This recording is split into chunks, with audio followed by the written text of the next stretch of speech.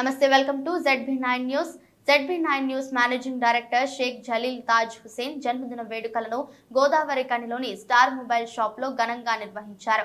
ఈ కార్యక్రమంలో public TV managing director Sheikh Jameel Hussain, Palle Pragathi పత్రికా editor Sheikh Tajuddin Baba, Dantula Srinivas, advocate Gajula Raj Kumar, Sheikh Tajuddin Baba, Shankar mobile రాజన్లు పాల్గొన్నారు.